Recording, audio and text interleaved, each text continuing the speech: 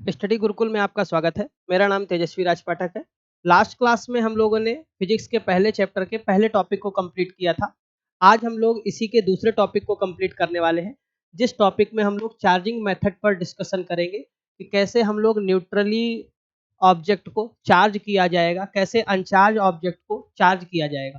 तो आज की क्लास में हम लोग अनचार्ज बॉडी को चार्ज करने के बेसिक मेथड्स पर डिस्कशन करेंगे। सबसे पहला लिखा है point, a body can be charged by following method. किसी भी बॉडी को बेटा चार्ज करने के 3 मेथड आपकी बुक में और आपके सिलेबस में बताए गए हैं। सबसे पहला मेथड है, उस मेथड को हम लोग कहते हैं बाय फ्रिक्शन। दूसरा जो मेथड है बेटा उसे कहते हैं बाय इलेक्ट्रोस्टैटिक इंडक्शन। और last but not the least method है आपका चार्जिंग बाय कंडक्शन। ये 3 मेथड्स के थ्रू हम लोग किसी ऑब्जेक्ट को चार्ज करेंगे। तो अब सबसे पहला जो मेथड हम लोग पढ़ने वाले हैं वो है बेटा बाय फ्रिक्शन। बाय फ्रिक्शन का मतलब क्या होता है? दो ऑब्जेक्ट्स को रगड़ा जाएगा, घिसा जाएगा, जिसके कारण उन पर फ्रिक्शन काम करेगा और फ्रिक्शन काम करने से अनचार्ज ऑब्जेक्ट क्या हो जाएगा बेटा? चार्ज हो जाएगा। देखते हैं क्या लिखा है। In friction when two bodies are rubbed together, दो बॉडीज को आपस में रब किया जाता है। Electrons are transferred from one body to other body, electrons transfer होते हैं एक बॉडी से दूसरी बॉडी में। As the result of this one body becomes positively charge, जो इलेक्ट्रॉन को रिलीज करती है उस बॉडी पर पॉजिटिव चार्ज आ जाते हैं। And while the other negatively charge, और जो दूसरी बॉडी जो इलेक्ट्रॉन को कंज्यूम करती है, अपने पास रख लेती है, उस पर नेगेटिव चार्ज आ जाते हैं। तो आपने देखा कि दो बॉडीज को आपस में रगड़कर फ्रिक्शन के माध्यम से हम लोग उन बॉडी को चार्ज करते हैं। एग्जाम्पल में अगर हम लोग देखेंगे, when a glass rod is rubbed with silk, जो ग्लास की रॉड होती है जो कांच की रॉड होती है, उसको जब आप सिल्क के साथ रब्ड करते हैं, तो बेटा ये जो ग्लास की रॉड होती है, ये ग्लास की रॉड है, इसको जब हम लोगों ने सिल्क के साथ रब्ड किया, तो जो ये ग्लास की रॉड है ये इलेक्ट्रॉन्स को रिलीज करेगी। जब रिलीज करेगी बेटा तो इसके ऊपर पॉजिटिव साइन आ जाएगा।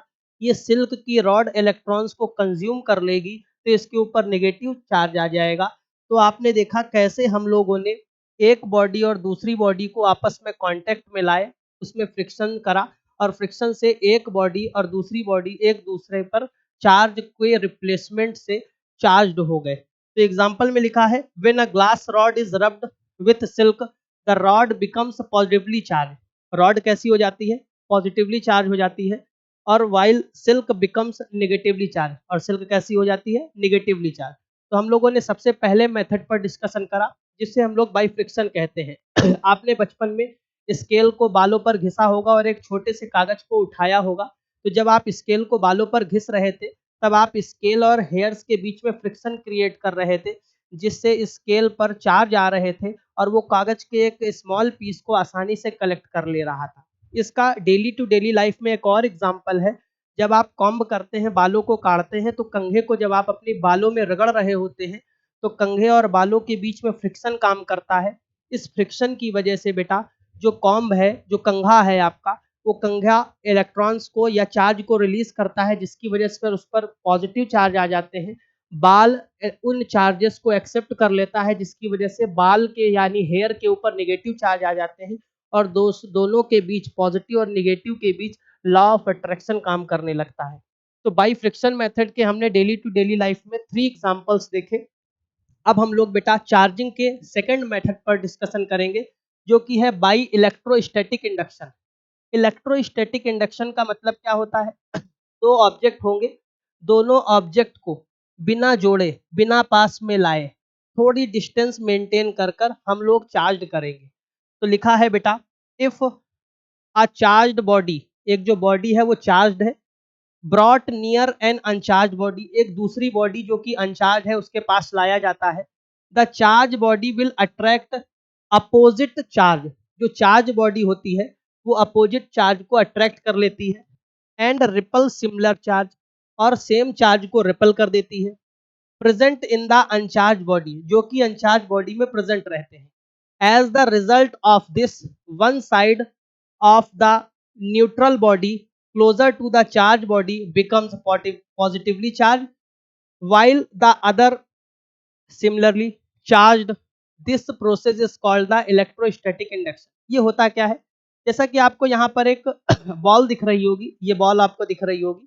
अगर इस बॉल पर हम लोग डिस्कशन करें बेटा, तो ये जो बॉल है ये अभी अनचार्ज है। कैसी बॉडी है? अनचार्ज्ड बॉडी है। अब जैसे ही हम इसके पास एक रॉड लेकर आए जो निगेटिवली चार्ज है, जब इस रॉड को हम लोगों ने इसके पास में ले गए तो इस अनचार्ज बॉडी में जितने पॉजिटिव चार्ज थे वो लॉ ऑफ अट्रैक्शन की वजह से इस डायरेक्शन में यानी इस रॉड के निगेटिव चार्ज की तरफ आ गए, और निगेटिव एक दूसरे को रिपेल करेंगे तो ये निगेटिव चार्ज इस सरफेस पर चले गए और लॉ ऑफ अट्रैक्शन की वजह से पॉजिटिव चार्ज इस सरफेस पर आ गए। फिर हमने बेटा इस चार्ज्ड बॉडी को, अब ये बॉडी चार्ज हो गई है, इस बॉडी को हमने अर्थ से कनेक्ट कर दिया।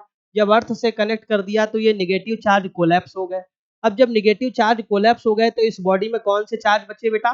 केवल और केवल पॉजिटिव चार्ज बचे। थोड़े समय बाद हमने इस रॉड को हटा लिया। जैसे ही इस रॉड को हम हटाएंगे ये पॉजिटिवली चार्ज एक दूसरे पर लॉ ऑफ रिपल्सन लगाएंगे क्योंकि सेम नेचर के चार्ज हैं। ऐसे ये जो न्यूट्रल या अनचार्ज बॉडी थी वो अब पूरी तरीके से चार्ज हो गई, और इसी प्रोसेस को हम लोग क्या कहते हैं? By electrostatic induction. इसमें दो बॉडी को हम लोग नियर बाई रखते हैं। क्या रखते हैं बेटा? Near by.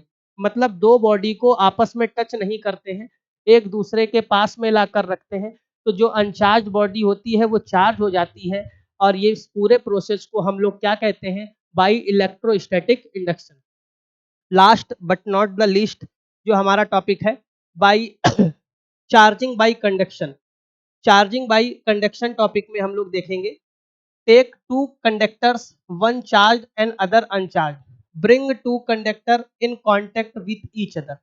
दो हम लोगों ने ऑब्जेक्ट लिए हैं, एक चार्ज ऑब्जेक्ट है, एक अनचार्ज ऑब्जेक्ट है।